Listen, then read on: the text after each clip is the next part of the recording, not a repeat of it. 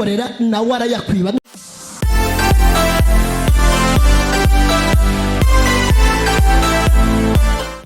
None nagiye gusuza inshuti yacu bahisemo gukurikira channel yacu, utanga subscribe ubanza bikore tubana mu nkuru n'ibiganiro by'abayobozi.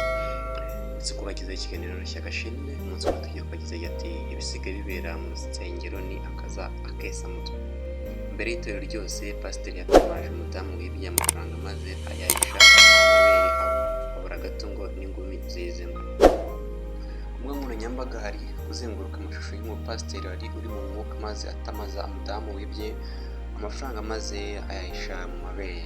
Ubwo pasiteri yari mu mwuka arimo hanura yaje kwerekwa uburyo mu itorero harimo umukobwa wibye amafaranga yakoreye.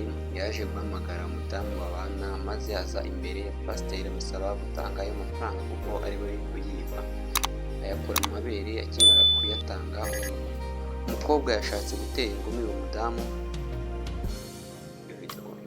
Ndabona warakoreye amafaranga winjije abatipe benshi mu bwo kuyakorera nawe arayakwiba. Niko byagenze? Ko byagenze. Ndumvijwe mwazanye mwaye materaniro. Arahari? Arahari. Ari he? Umuntu wazanye ari he? Bamafaranga 5,000 ufite mwibere. 5. Ya, mwegereze mikrofone. 5,000 biri mwibere. Ndabifite. Bimbereze.